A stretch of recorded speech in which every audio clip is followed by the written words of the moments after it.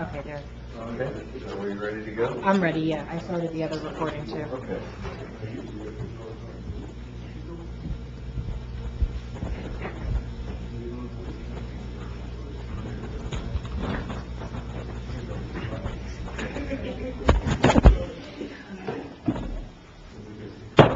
All right. Well, I want to thank everybody for coming out today. I know we're getting started just a little bit late, but we have some folks here from the New Jersey Department of Transportation. We have Meredith Hammond. We have Dana Hecht, Galiel Figueroa. Am I pronouncing that right? I apologize. Jay Pandya, and we have Dylan Zink and Raj. I didn't get your name last name. What's that?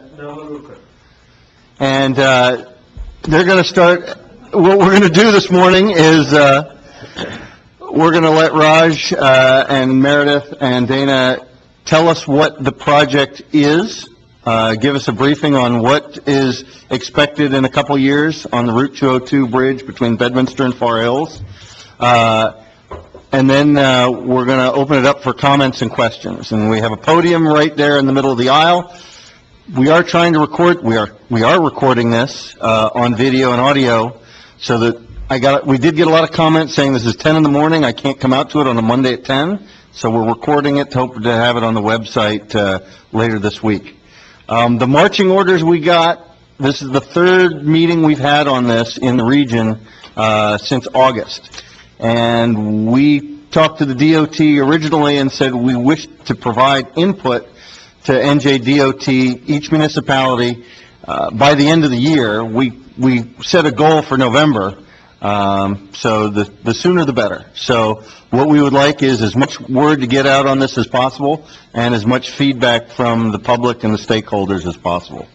So with that, Meredith, do you want to get us started? Just one more. There is a sign-in sheet going around. Trina has a sign-in sheet, so if anyone has not signed in, please do so. This way we can make sure that if there is any new information comes out, if there's any subsequent meetings, that you can be informed of those developments. And Meredith, if you want, the podium microphone is a wireless. If you and Raj want to use that, that would be fine until we get to the comment portion.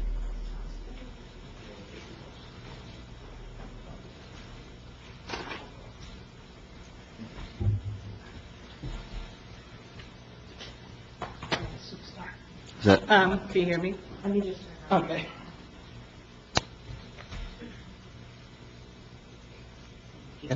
My name is Meredith Hammond, as the mayor mentioned, and I'm with the Office of Community Relations. I am the regional manager for Somerset County, and I like saying that because sometimes there are projects that go on beyond the project you hear today. Sometimes there are issues on your state roads that are not part of this project, but you need to report it to somebody. I'm the somebody. So I don't have cards, but I can give you that number, which is easy to remember, 609-530-2110. And if you go on our website, you'll find the number. I'm not going to get into details for the project because we have a wonderful design team here. However, I want to let you know that this is not going to be the last meeting. There will be what we refer to as PICs, Public Information Centers, that will go on during the process, where we will send out mailers to the community, the business owners and property owners, and make them aware of the project and give them opportunity to come out and meet us and give their input as well. And at that time, we'll have display boards up and another team sitting around here, and it'll take about 3 or 4 hours. It'll be open. Usually we do it from like 4 to 7, 5 to 8, so that people can come after work and give their input. It's very informal. They come in after work, speak for about 10 minutes to us, go back out, leave their comments. We are diligent in getting our responses back out to the community. So with that being said, I'm going to turn it over to Dana. Okay. Great. Thanks, Meredith. I'm Dana Hecht. I'm with Project Management. I'm the manager for which this project falls under. My counties go from Sussex County to Ocean. We're Team B, from the mountains to the sea, we like to say. This is a bridge replacement project, and it's is structurally and functionally obsolete, which means that there's structural deficiencies. It is not unsafe, but there are deficiencies that need to be addressed that have been identified through our bridge inspection program that have led us to the point where we are in concept development, which is the first phase of work. That's why we're out early with public meetings and getting input, and functionally obsolete, which has to do with the width and the shoulders and lane widths of the bridge. As Meredith said, this is not the last project. We will have public info centers. Concept development is where we're trying to come up with the preliminary alternative for the bridge, the impacts to the communities, what we can do to lessen those impacts. Unfortunately, sometimes you can't remove the impact, but we work with the communities directly to minimize and put in measures that will make it as easy for the impacted, the schools, the emergency services, and that's why we're here today. So for the technical aspect and the overview, I will turn it over to our design team, Raj. Well, good morning, everybody. My name is Raj Nolorkar. I work for URS. We are the consultants on this team. So we'll go through the background, the goals, and as Dana pointed out, and you'll see from the pictures that I'll present in a few minutes, this bridge is really served literally almost 100 years old by the time it gets to construction, right? It was built back in 1922. And so what we're trying to do here is find a cost-effective means of replacing this bridge. There's not much we can do to rehab this bridge. You know, sometimes you have projects that can be rehabilitated and fixed, but this particular case, we're looking at a full replacement, right? So we need to do that in such a way that we minimize the impacts. We can't eliminate the impacts, but we'll certainly look at options of minimizing those. So I'll present a few options to show you what was looked at. Again, this is a concept development where we just look at various ideas, we brainstorm, we look at some ideas, and then we present them, and obviously one of those ideas will make the most sense. So that's what we're going to talk about today. Some of the numbers that you see up front there, it simply means the bridge is safe. Okay, that's number one. Number two, it doesn't meet the current requirements. 36 tons would be a good number to remember. That's what legal loads are on our bridges, and that's what we like to build it. Okay, so let's go to the next one. So this way your bridge is, right down the middle of the screen. You have the Far Hills Fairgrounds on the right-hand corner. We are basically to the left, way before even 202 North, which heads to the right in this picture. Okay, next one, please. All right, so here's some pictures. Unfortunately, with the lights, it's hard to see. But you can see the extent of deterioration. I mean, the photograph in the middle is supposed to be a joint where it separates the approach with the bridge. As you can see, it has been paved over, and there's continued to be cracking, and there's a lot of load, asphalt load that is added onto the bridge. Some pictures at the bottom. I think the one on the left is showing you the first aid squad at Far Hills, right? So it's important to be aware that there are some units out there right adjacent to the bridge. In case they need to use the bridge and we're shutting down this bridge, we need to coordinate these type of things with them. Let me show you some pictures of the bridge itself from underneath. As you can see, these are all attributed to water damage. Years and years of flooding. Every time the water goes up and down, it takes a bite out of the concrete, right? So these are water-related damage. You can see the abutments on the top right-hand corner. A big chunk of concrete is about to fall off. And the other side of the bridge deck is not doing well either. Some more pictures, just to show you the conditions. There is a fiber optic line on the bridge. Obviously, it will have to be relocated during the replacement of this bridge. You can see the portion of the sidewalk on the bottom left corner.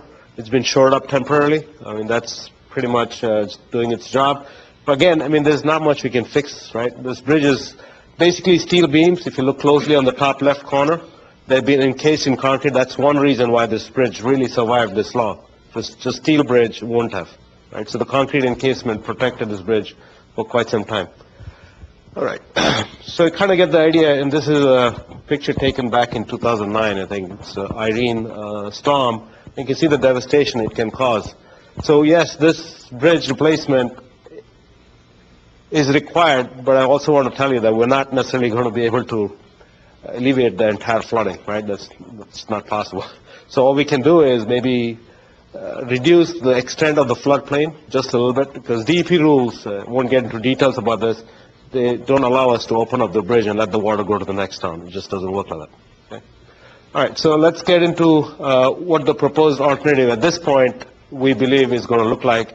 Would be a two-span structure instead of three. The current bridge, if you look before, in the photograph showed you two columns in the water. In the future, it will have one column, and basically we're looking at a concrete structure, which is a box girder, which is precast, made elsewhere, brought to the site, put in its place, and then you have a concrete topping, which forms the roadway. So we'll get into how do we build this in place of the existing. Well, we had series of meetings, as the mayor pointed out. Today is the third meeting. We had meeting with Far Hills in September. And they expressed that, at least one lane should be maintained throughout construction, which means for emergency purposes, whether it's police, or, the fire, or even the ambulance service, they expressed their concern that we need to maintain one lane. We also looked at a complete shutdown. A complete shutdown is where basically the traffic is not allowed to go across, right? And that allows the contractors to work a lot more safely and a lot more quickly, which makes the inconvenience that's caused to the people that live around in this area to the minimum possible. We also were told that there is a sidewalk needed. Currently, the bridge has a sidewalk only on the north side of the bridge. There was expressed interest in seeing the sidewalk on the other side of the bridge as well. We looked at that, and fortunately, in this particular case, we are able to accommodate that because the right-of-way on either side of the bridge is there. We also look at traffic patterns during construction, more importantly. We want to try and avoid what is known as cattle chute, where the lanes are kind of, spread out and you have traffic maintained through a small width of the roadway. So let me show you the alternatives. Pictures are always better than just words. So we looked at, so far, about 4 alternatives, right? The first one was full shutdown, with one lane maintained for emergency access only. These are not for residents, so it's kind of only for fire, police, and ambulance services. An approximate duration, these numbers will change plus or minus a little bit as we refine the design. Currently, we're looking at about 15 months, so that's 1 year and 3 months. A full shutdown with a temporary pedestrian bridge, which accommodates, if school children or any, pedestrians want to go across the bridge. That type of option would look at about 9 months. It does allow accelerated construction because we don't have to maintain that one lane. And then we looked at other ones which are traditional, right? One which you have a signal at P-Pack Road that is synchronized with the existing signal. So you kind of think of it as only one lane at a time can cross the bridge. The signal turns red for the other side, it'll stop, and then, it's called the bidirectional lane change. All right, so that's one, and that'll take about 16 months to do. It's literally similar to the maintaining one lane, which is the first option, right? And finally, we looked at, well, what happens when you maintain the traffic all throughout construction, which means one lane each direction. Well, that takes the longest, obviously. So that's about literally almost 2 years. So let me show you in a cross-section what this looks like. So this is a two-way alternative, which is, if you want to maintain both lanes, one lane each direction open during construction, this is what it's going to look like. Obviously, we start on the south side, remove the section of the roadway, and then continue the construction. So let's keep looking at various sections happening here. So you can see the split. You're building half the structure at a time. In a cross-section, if you look closely, those are the new structure on the right-hand side of the sketch, while the left-hand side of the structure is getting demolished and new construction is going on. With this sequence, we can maintain 2 lanes at all points, right, during the construction. And finally, the cross-section that will achieve out of this would be, go to the next one, would be 2 11-foot lanes or 12-foot lanes with a gore area in the middle that allows for that left turn slot, which is at the existing condition anyway, to allow for that left turn onto P-Pack Road. And you'll notice that there are 2, sidewalks on both sides. Currently, there is a sidewalk only on the upper side of the structure. In final configuration, you'd have a sidewalk on the bottom half as well. Let's keep going. So this is, again, a close-up view of those same thing. If you want to take a look at, we have some copies here. You can take a look. But currently, if you look in the top left-hand corner, you have 11-foot lane each direction. with the median stripe for, the eventual left turn and P-PAC road. In the proposed condition, you would have two 11-foot lanes, two shoulders, 8-foot wide, which could be used as a bicycle path as well as a shoulder, plus two 6-foot sidewalks. So this becomes a structure that is not obsolete as the existing one, and will meet the requirements of the roadway. Obviously, any future work on 202 would be required to address the, configuration. Otherwise, this is just a snapshot at the bridge alone, not necessarily the approaches, right? A full sidewalk, full shutdown rather, and maintaining one lane. These are just the different sequences that shows us that we can maintain one lane during construction at all points and still achieve the same type of construction. So we don't see any fatal flaws, so to speak, that yes, this type of bridge can be built in its place without any major widening or anything of that nature, no temporary bridge, any massive construction. Like I said earlier, these box beams that you see on the bottom right-hand corner are precast elements. They're made elsewhere and they're brought to the site and placed. And so it's, relatively speaking, quicker process, right? So here you go. So that's the full width, if you look closely, is about 60 feet out to out, the width of the bridge, whereas the existing one is about 38 feet, 10 inches. So let's just say the bridge gets widened by almost about 20 feet. We looked at some traffic. It's always important to understand what the traffic path is, where people are coming from, where they're going. And you'll see both in the northbound and the southbound direction, there are two distinct peaks, which is usually what we normally see. One in the morning, so you have about 650 vehicles per hour between the time of 7 a.m. to about 9 o'clock in the morning. And likewise in the evening hours, afternoon hours, you'll see the same amount of traffic. Likewise, on the southbound, you see a little bit less traffic, but nonetheless, two distinct peaks, one in the morning, one in the afternoon. So this tells us that you can't really maintain one lane and use it for both, right, northbound, southbound, because you're going to affect either one of them. So we looked at alternate routes. We looked at, this is basically a lot of information here. This is telling you from a traffic engineer's point of view what the level of service is. A level of service A is the best, F obviously is the worst. And just to give you an idea what that means, if you were approaching a signal light and it turns red, and then it eventually turns green, and if you can't make it through the intersection while the signal turns red again, that's level of service E, right? So if you pass through the intersection, then it's only a matter of what the delay is, and you either get an A or a B or a C or a D, right? So we looked at all of that stuff here, and obviously we're trying to make sure that in future your level of service is not any worse than what it is. So we want to make sure that we do the construction, and in the end we'll have a level of service that's acceptable. Let's look at some detour options that we looked at. So there are detours possible. It's just that the distance-wise they're a little bit longer, right? For instance, if you were to take the 287 White Neck Road, primary detour routes, these are routes that are important for truck traffic. I would think that residents that live here would have to do this, because obviously you know the neighborhood.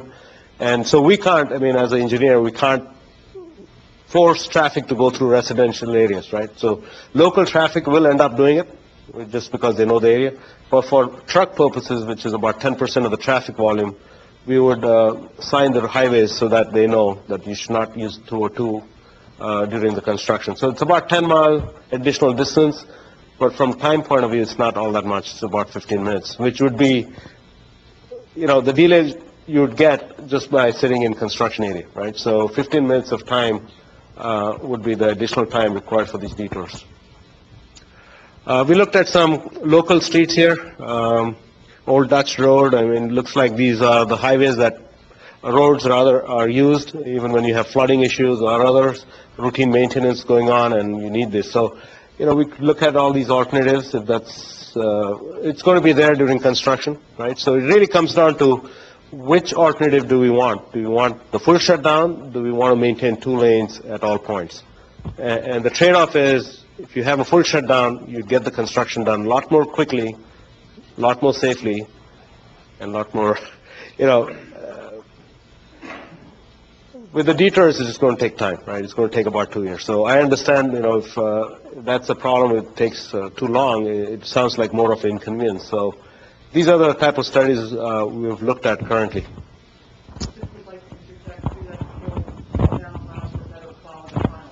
Excellent. Yeah, that is.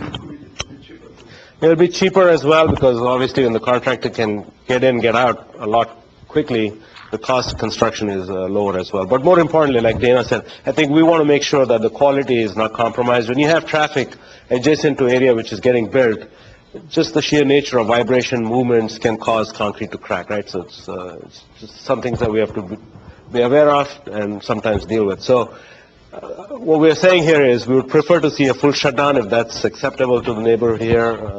That's really what we'd like to see happen here.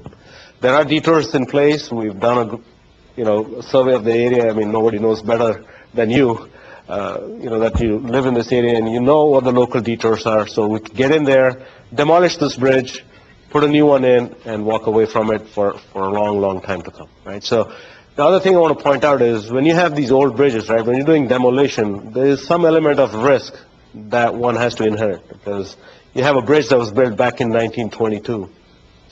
When you start cutting those up and you expose yourself to some unforeseen conditions that could cause emergency type of things. So full shutdown would eliminate those surprises. So at the end, right, we know two-way traffic, if that's the only choice we have, it is possible to maintain that. Unfortunately, it'll take the longest duration. We mentioned that. All vehicles should be able to cross this bridge during construction. We are aware that pedestrians do use this area, and we should be able to provide that as well. I will not get into the design features. So obviously, every project, anytime we do any project, we want to ensure that we eliminate all existing substandard features, whether they're lane widths or shoulders, sidewalk widths, etc. All of those things will be addressed in this project. So it's a brand new bridge. It meets the current standards, right? So that's really the purpose of this project. And with that, I think if you have any questions, we could answer those. But again, the two choices are full shutdown, which is what we really favor, cuts down the cost, improves the quality.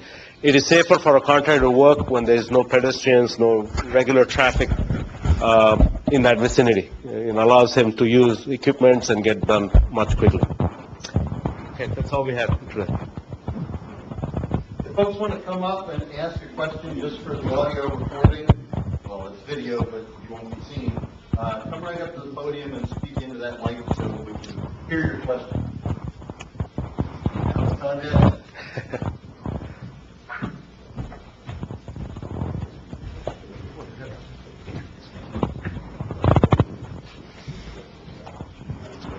Thank you for that presentation. I'm Bill Muller. I'm the mayor of Peapack Gladstone.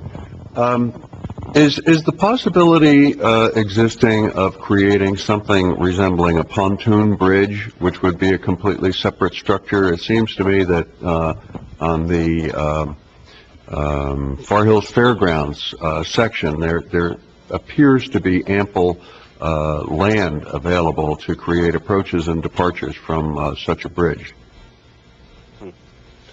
Well, let me, when you said pontoon, well, I know pontoon bridge is a misnomer, but what I'm speaking about is some sort of a temporary structure which would allow you to full closure of the bridge, short construction time. Obviously, this whole thing is pointed at businesses on both sides of the bridge that would be affected by a full closure. Yeah. I make that point because in Peapack Gladstone, Somerset County replaced a bridge. They ran into unforeseen issues that dragged the project out way longer than anybody anticipated, to the extent that a business owner alleged that the failure of their business was related to the closure of the bridge. Well, it's a good comment. What we normally try to do is to minimize the environmental impacts, right? So there are wetlands and there are sensitive areas around the bridge. So when we work within the existing footprint, you're really trying to avoid any sort of impacts, right? Once you get into putting a temporary bridge either on the south side or the north side of the existing bridge, you're now requiring an embankment with retaining walls to be built just to get the traffic to line up with the temporary structure. And that could add a lot of permitting requirements to this project, right? So the DOT likes to do is try to maintain all construction activities within their right-of-way, and that's what we're trying to do here. I don't think, based on the review of existing information, if you were to consider a temporary bridge either on the north or the south side of the existing alignment, you are then automatically outside the right-of-way with the footprint, right? So a temporary bridge would have to be a minimum about 30 feet wide just to maintain one lane each direction. In addition to that, you would have foundation work, which adds to the cost and duration of the project. And so we try to maintain traffic on the existing footprint while staging it. So in this particular case, because we were also looking at wider bridge, right, with the shoulder and two 11-foot lanes and a sidewalk, that actually helped the staging itself. So there is really no need for a temporary bridge in my opinion. And that's how we arrived at this. Thank you. Okay? So. Raj, does the 22-month option essentially give you that without actually physically being another bridge? Yes, it does that, Mayor. Okay. Morning. I'm representing the Bedminster School Board. So I have a number of questions for you. When you guys looked at the detour routes, did you take any consideration into the busing situations and the steepness of the streets and all that you are potentially sending these buses up or going on 287 and the existing amount of time that it would take to get across those routes? Well, obviously, like we said earlier. Yeah, I was Right. gonna say, if anybody's driven down that Right. far, it could be a magic school bus ride here if we send buses up and down that road. And it's a narrow situation there too, which could cause some issues. You're absolutely correct. The thing is that it's a construction, right? I mean, clearly from the pictures, one has to understand that this bridge at some point has to go, right? So there's no doubt about that part. Completely Now, understand. I'm just trying to so- get all our questions answered too. We have input. Exactly why we're here. Yeah. We're here not a month or two before construction starts, because we can certainly have meetings just with the school to go over.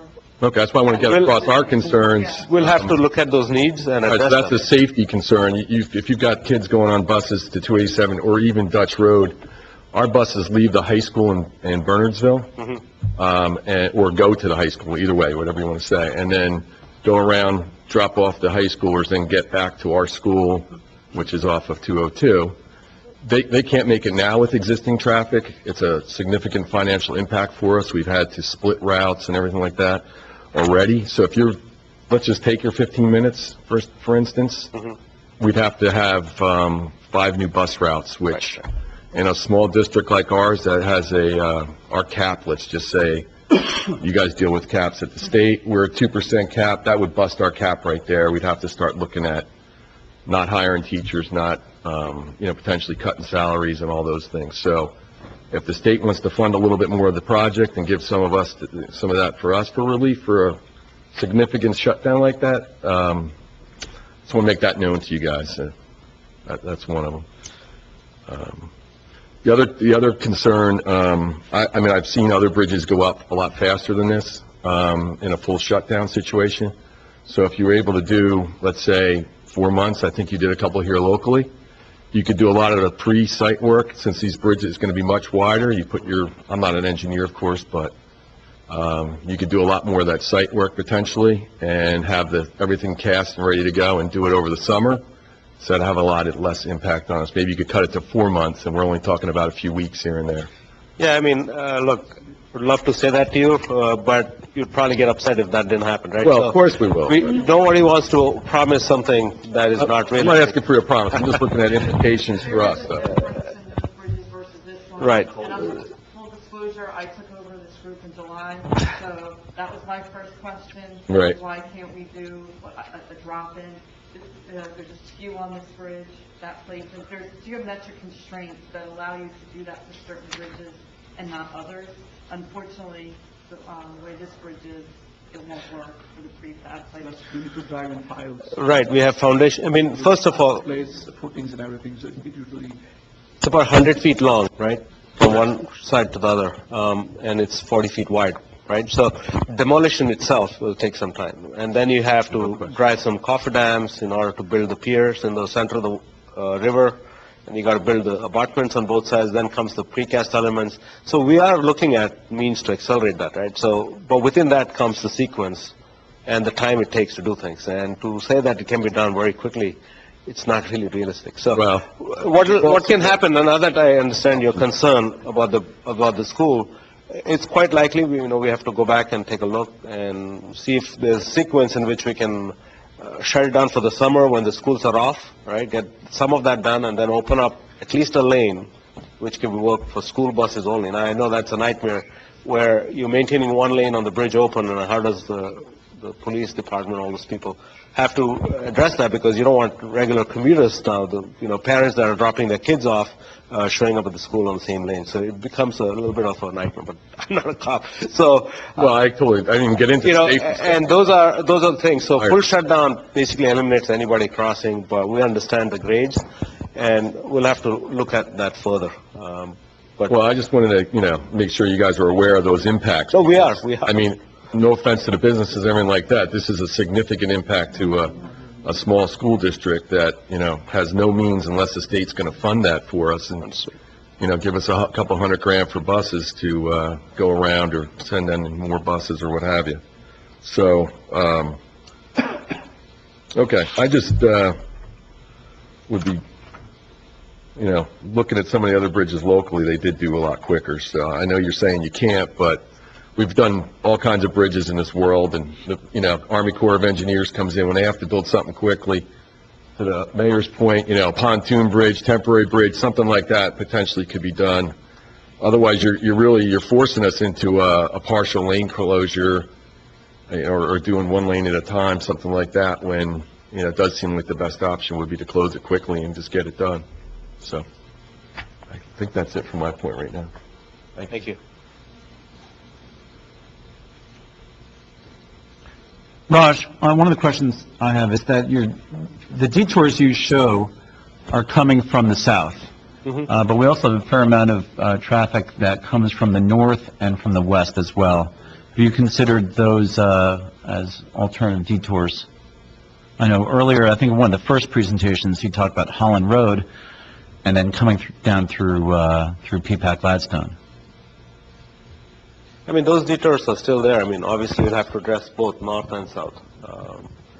And, I understand the grades, I understand the widths, and the sheer distances between the 2 points.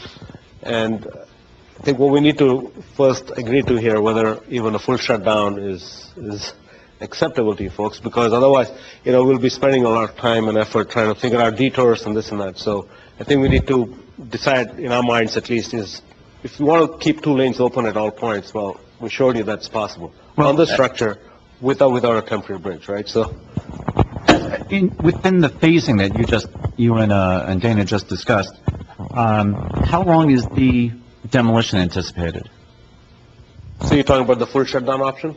Well, if you're just, sure, let's go with that. If you're doing a full shutdown, how long is your demolition? We came up with, about 6 weeks, plus or minus? Yeah, for each stage. Again, these are concept development level, right? So we get into, volume of concrete and access, where can the cranes be placed.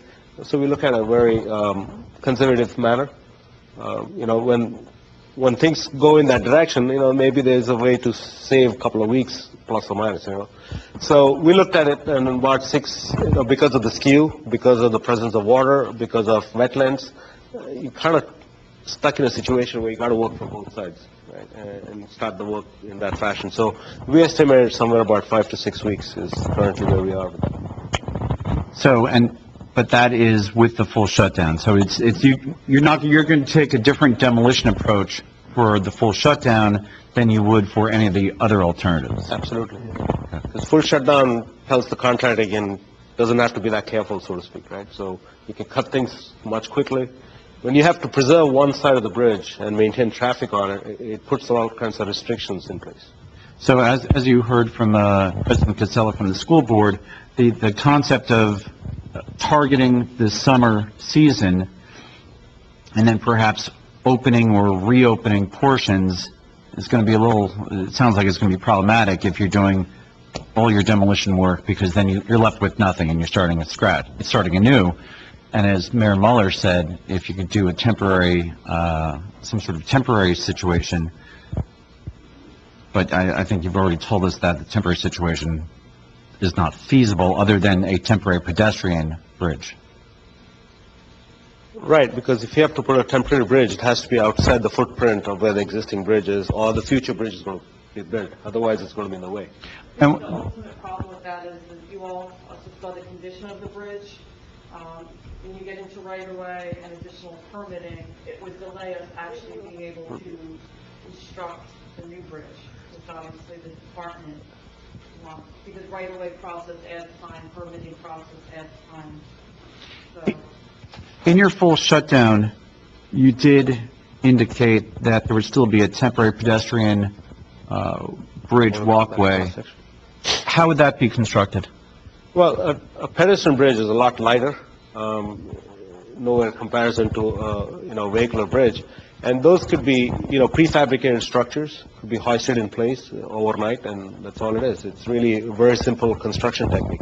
I've seen even temporary bridges that are hung from the side of an existing bridge, with means of triangular brackets and things like that. Here, we're just trying to locate it once in an area, in this particular case happens to be just outside the right-of-way, which allows for the construction to not, interfere with the location of where the temporary bridge is, right? So we want to locate it a little bit further away from, future locations where new elements of the bridge are going to be installed. So the temporary bridge, about 5 feet wide, is a pretty simple structure. Come on up, Emily. And the folks at the podium are not seen on the camera, so please just state your name so we know who's talking. Okay, Like my we hear- name is Emily Childs. I live on Old Dutch Road. And I don't really have a question. I just wanted to, as formal as this is, express my hope, and I'm sure the hope of all of my neighbors on Old Dutch Road and Deer Haven and Stonehouse, that at no time Old Dutch Road is suggested as a detour. It is already, as Mr. Casella pointed out, it's narrow, it's barely 2-lane lines. My kids are in high school, I don't let them walk up and down, well, they have done it, but it's not my preference. It's already so dangerous, people use it as cut-through already, they go too fast.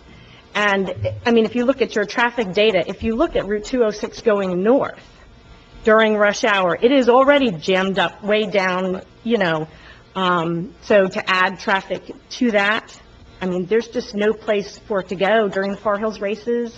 The VNA, we have cars just lined up, parked in front of my house, because you can't get out the top and make a left onto 206 South during rush hour as it is. So I realize, like you said, people who live around here know that's a shortcut and they're gonna do it.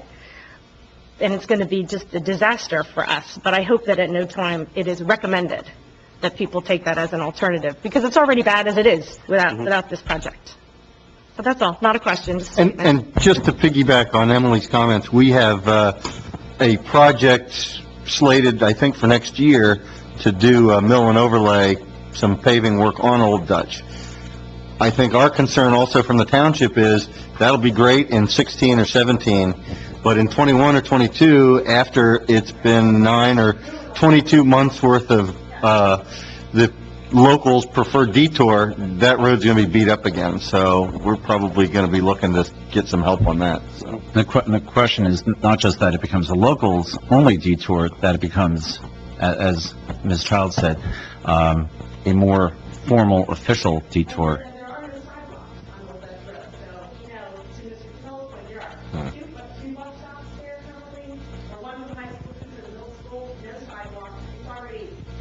Difficult.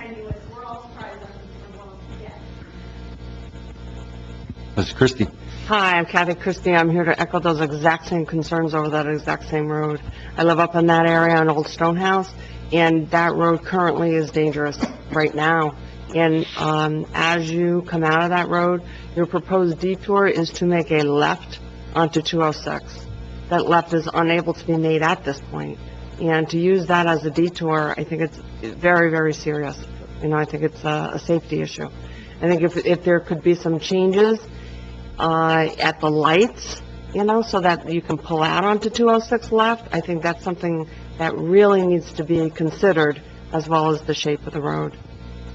It's very dangerous.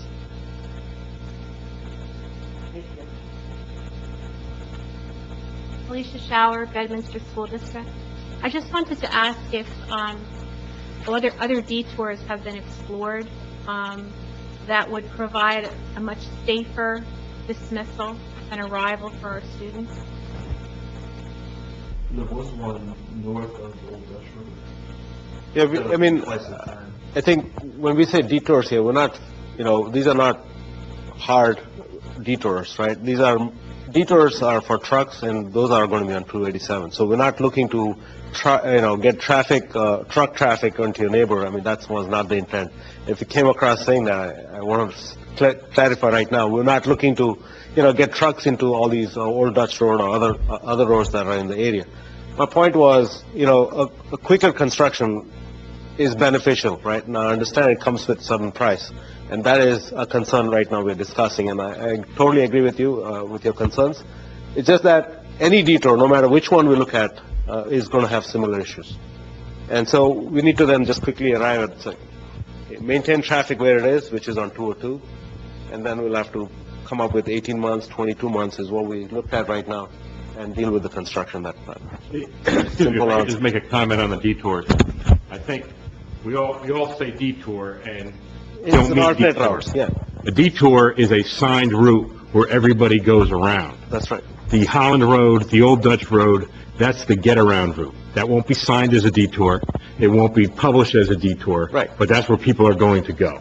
That's So exactly. from a school planning perspective, you'd have to figure out what you would do. And obviously, Holland Road makes more sense than Old Dutch Road, but it takes a little longer, but it doesn't take as long as going up 287. So that's, again, I think part of it is individual planning versus DOT planning. DOT, I don't think anybody in the room wants you to sign Old Dutch Road or Holland Road as a detour. That's right. Right. Understand that locals know their system and utilize that. It's going to be what's going to happen, but that doesn't mean the school can't use that route because it makes sense to do that. But then they just need to be realistic about the timetable. That's Right. not 15 minutes. I mean, guys, anyone driving on a 3 o'clock, there's no way it's going to down. So it's just not feasible for us to get our kids there in that time. Lou, Understood. Lou, maybe it's good, I mean, you talked about how the buses currently run, so, just from my kids taking the bus, the high school bus comes, to my street around 7 o'clock in the morning, goes to the high school, and that's about a 15-plus minute drive, and if you're on the other side of Bedminster, where Mr. Casella lives, it's even a much longer bus ride to the high school.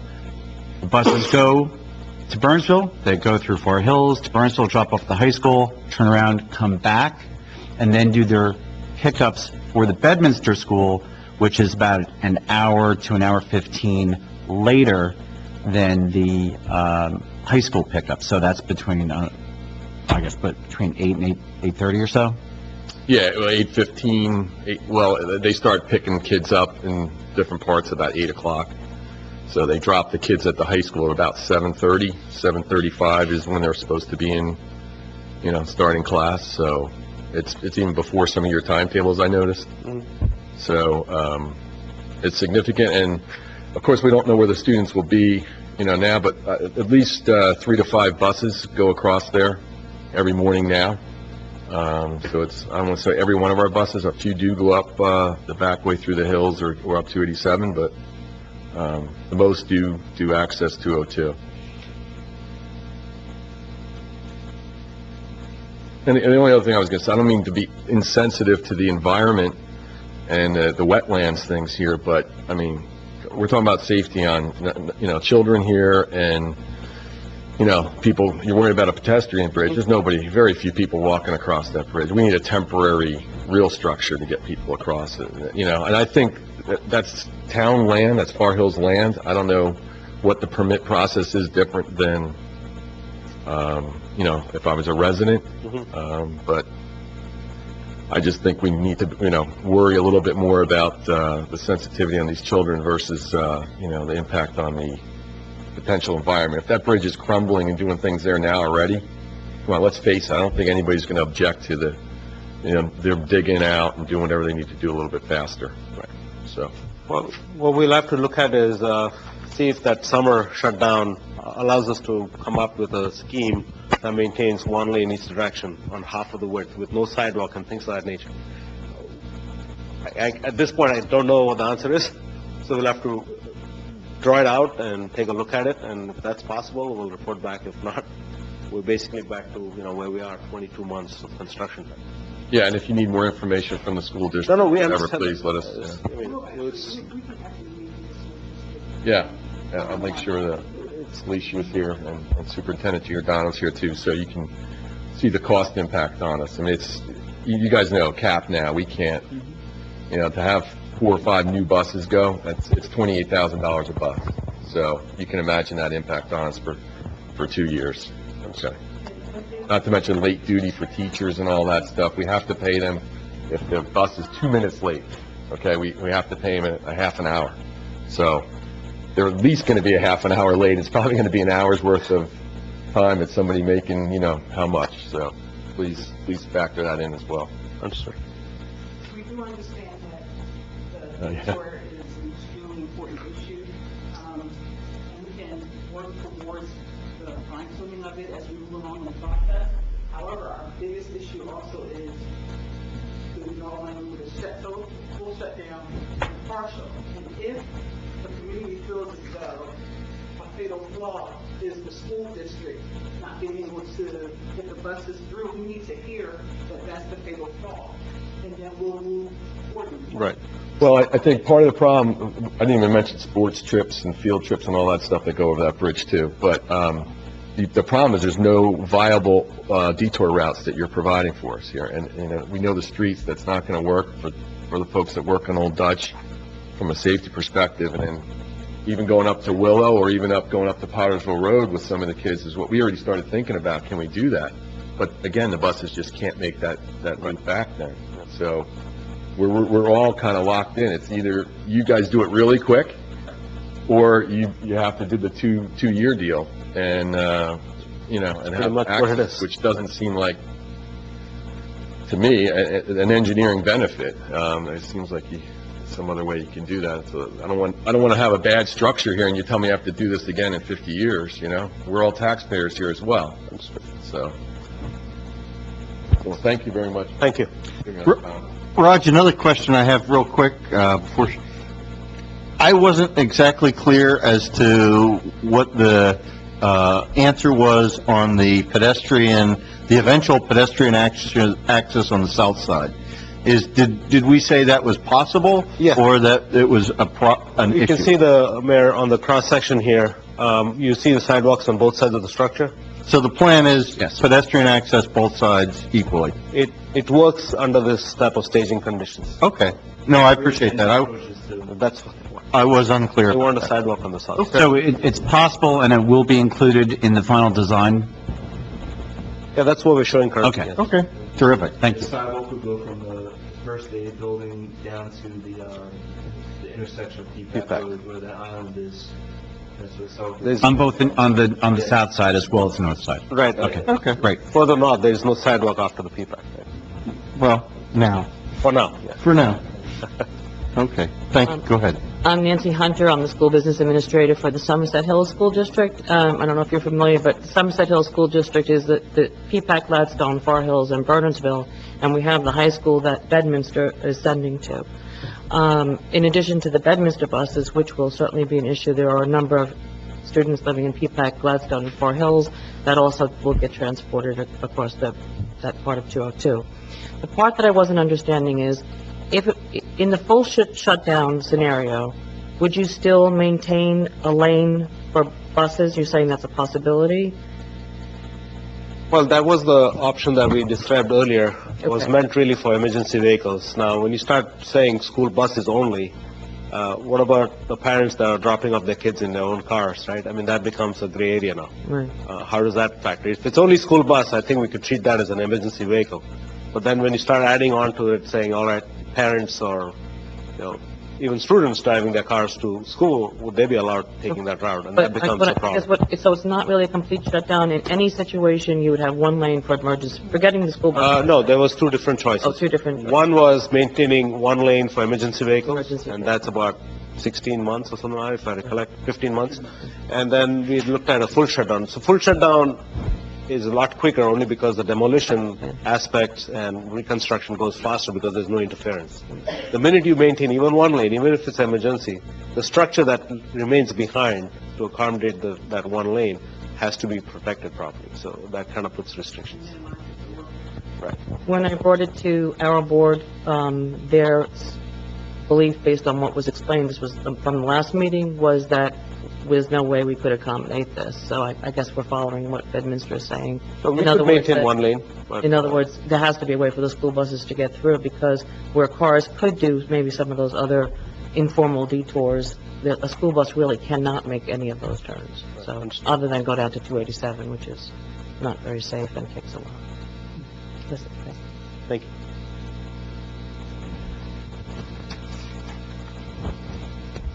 Too high for me. Patty Siegel. You seem to indicate if it was a partial shutdown, there was some risk that had to be assumed from the bridge is what I took, that there was some safety risk with the bridge. Or can you just expand upon where you were going with that statement? Again, if you look at the pictures, right, you have these concrete elements, the supports, the columns, the piers, and the abutments that have some damage associated with them. So when you start to cut them, there is a little bit of surprise that could happen, right? So that requires immediate repairs and protection. Those are the type of things that has to be done, right? If you're committed to maintaining one lane, the contract is then required to maintain the structure in good condition. And that's what I was trying to say. Didn't mean to say that, we're going to be like, surprise, surprise, here you go, can't have anything on this bridge. That's not the intent. So, we all have to understand the bridge is like almost literally 100 years old by the time we go to construction. So, there are things that can come up, and it's not the first time these things happen, and you have to address them. So we'll have to now, based on what I hear today, is to look at a faster construction technique, if possible, right? And see at the end of that summertime, in that 4 or 5 months, actually not even that, right? 3 months, maybe? June to September? 2.5 months. All right, so within that 9 weeks, we'll have to figure out, if it takes 6 weeks to demolish the structure, what can be put in its place to maintain 2 lanes, one in each direction, for at least school bus purposes. And it's doable, we'll look at it.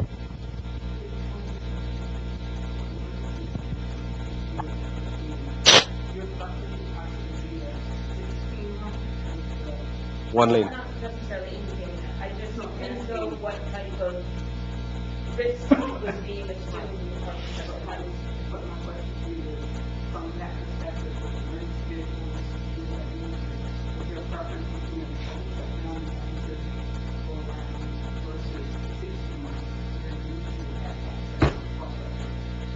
You can build a structure that maintain 2 lanes, no sidewalk.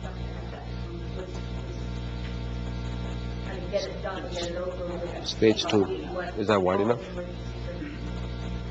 Is this wide enough to maintain 2 lanes from here to here? We'll have to take a look. All right. Yeah. Raj, in one of the earlier presentations, and just following up on the discussion of emergency services, you were talking about the traffic rating for some of the intersections, I guess focusing on the other side.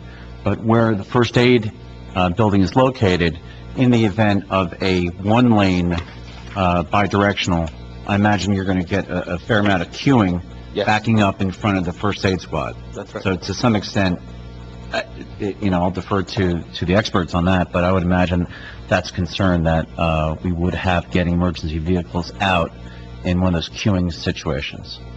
Yeah, that's why we looked at it really quick, and based on the traffic volume, we found out that wouldn't work at all. We'll just consider it because, a lot of times you see that as an option. Given that there was a traffic signal light there, we just didn't realize how many vehicles were out there when we were looking at those type of features. Once we looked at the traffic volume, we knew that it wasn't going to work. So, it really comes down to, again, the full shutdown versus 2 lanes at all points, whether you want to see that construction extend into 2 years type of deal, or we want to get it done quickly? It really comes down. Earlier that unfortunately, either way, there is going to be huge delays. So as far as even trying to plan the school bus routing, that needs to be taken into consideration as well. Like there will be delays.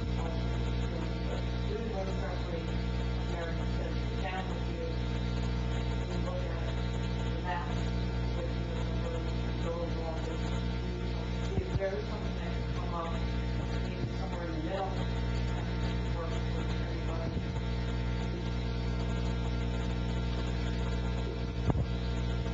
Paul, John, do you have anything else? Not on this subject. Okay. Meredith, as I think we said at a previous meeting, the goal was to provide you input in resolution form? Okay. And were you looking for that resolution to give you choice A, B, or C, or D, or also other input that's not on there?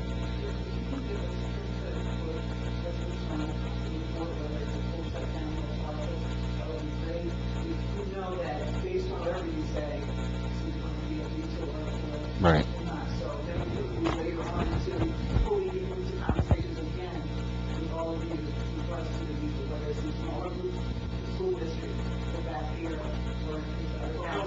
Yeah, right. And going to a little more detail, because this is early on. Yeah. And when they had this amazing idea, in 3 weeks, stop right. So when they had this amazing idea, they come to us, we go, okay, let's try this as well. And I think we realize you're giving us conservative estimates. You don't want to overpromise because as you could have unforeseen circumstances.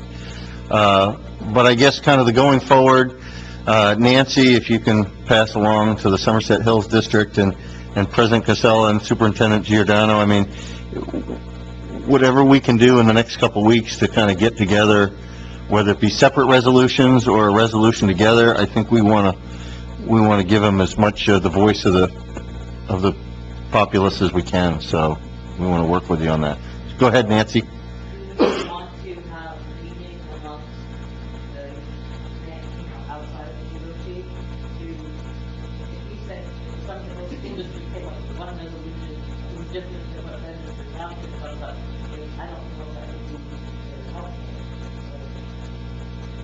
I know that there is at least a mayor's meeting coming up with Superintendent Wood in about 2 weeks, less than 2 weeks, Monday, week.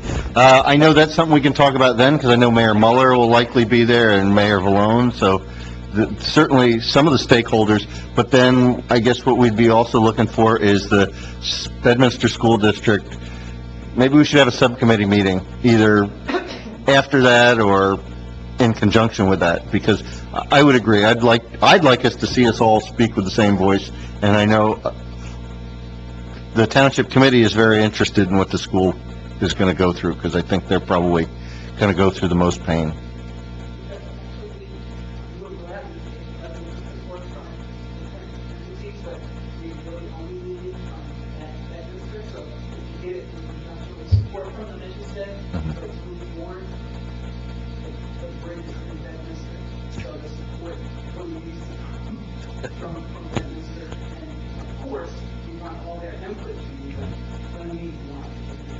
Okay. We'll talk as soon as we're done, I guess, and figure out a date. Well, I guess I still have a question about what that resolution would, I guess, what is the request for the resolution, Meredith? So are we saying, You are supporting the DOT to move forward to the next phase of this project and probably better alternative. well, I like President Casella's alternative. That was pretty good, to get it done in, from, 9 weeks. from June and July. Not from the time frame, but just from the Yeah. type of. But there's a full shutdown or a partial shutdown. What- DOT likes those kinds of bridges as well, so, where we can do them, we like to do those. Right. And then headed to get out, for instance, first someone would say, this is a park, this is correct, I'm sorry, this is park, we have that with us. And so, we go, we do what this last meeting.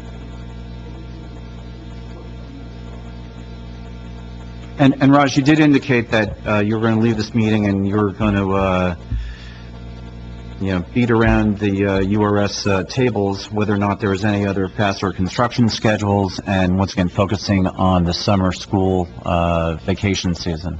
We'll take a look at that. Okay, all right, DOT as well, all right. Of course, has to be. And any time frame that you expect to get back to us? Because that would, I mean, if we know that there can be a faster, realistic construction schedule, that would be very, I think, you see, there's obviously a lot of tension in this room between having two-way traffic versus having a shorter construction. So, as soon as you guys could get back to us and tell us if a shorter construction is realistic, that'd be very helpful for us. We'll take a look. Okay. And also a housekeeping item, I know we asked this at the Far Hills meeting, but can you leave the slides, and Trina, can you see if Vashant can put them on the website in conjunction with this video? Because I think the video, you're not going to be able to see it from the video, but if those PowerPoint slides can be in a file accessible. Okay. Okay, it would be beneficial, because I think the folks that aren't here would love to see what we all in the room can see, but you're not going to be able to see on the video.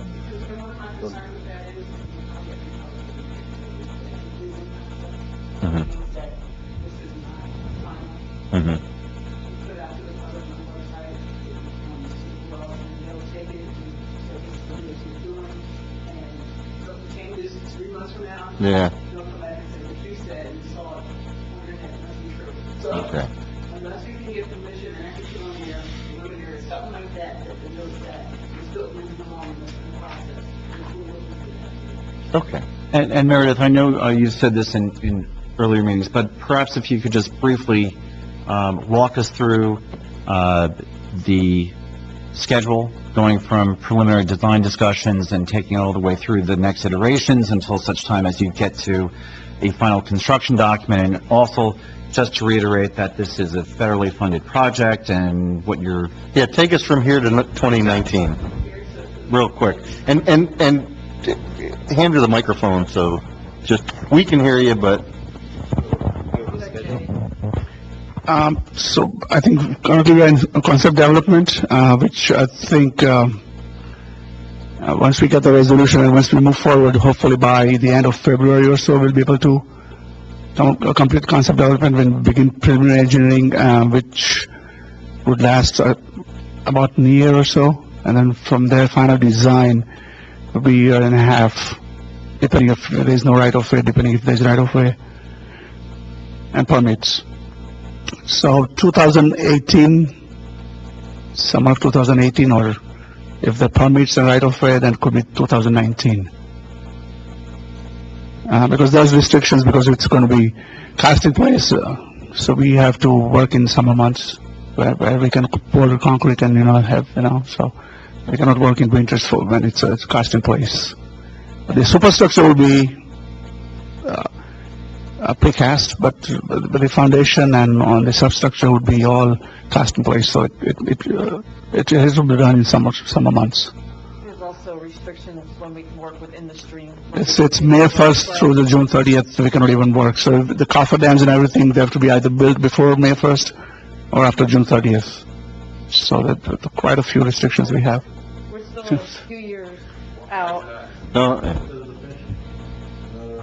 Fish spawning and all that.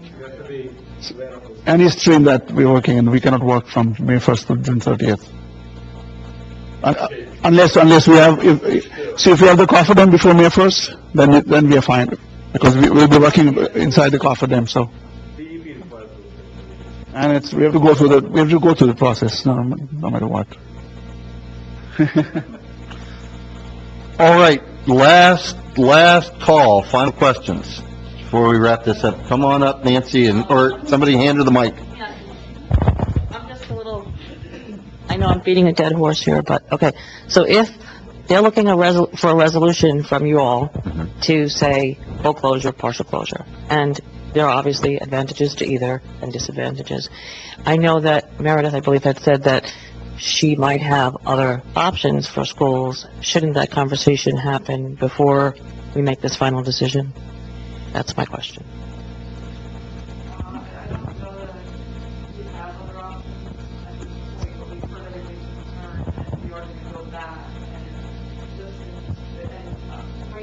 About what we heard from the state, if there's something else that maybe we did not think of. Is, as all that is, doesn't mean that we have it. Okay, so based on, Second law. okay, so just based on the information that we all have, we need to make this decision.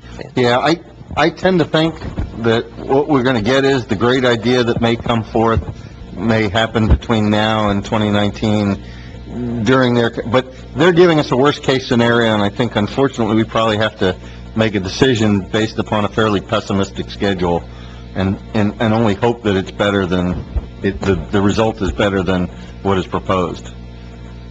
But that's my thought. And the fact that I'm asking that we either choose shutdown or a partial, we will work within the parameters of either one with the school district. So if they go with a full shutdown, or you all go with a full shutdown, then we'll work within those parameters to try to see where we can help alleviate some of the impacts. As was mentioned the first thing when we got in here, we may not be able to, so we'll try to see what we can do. And with the detour, well, that's the detour. With the detour, we'll look once again to see, and trust me, safety is always, and I hear you, I really do. We all hear you up here. Safety is our number one concern. And if making those turns, like I said, is an issue, then we'll have to revisit those detours. However, one of the things I kept hearing was that we aren't assigning that as the detour. So I get that it may take a little longer for you all to get to the schools, but if you can do that safely, that's our number one concern. Your number one concern is safety, but you're also looking at the cost, which we understand because that's your role, to look at the cost as well as the time. So we need to try to come together and work that out once we decide on the first thing we need to do, which is which one we're going to push forward. And once we get there, then we can get to the next, move on to the next issue. And it's a big one, we understand. There's a lot of coordination, a lot of conversations that are going to be happening between the DOT and the communities as we go along. All right, well, Meredith, Raj, I want to thank you and the rest of your group for all coming out today. If you're going to be around for a few extra minutes while you clean up, perhaps some folks can ask some one-on-one questions. I think that would be nice.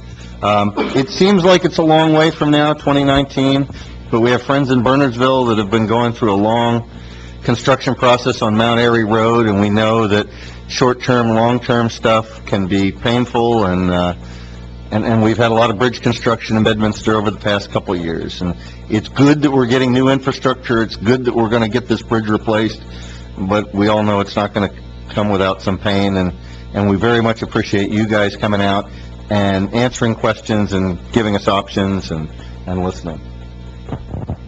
Thank you. And with that, I thank you all for coming out. Morning.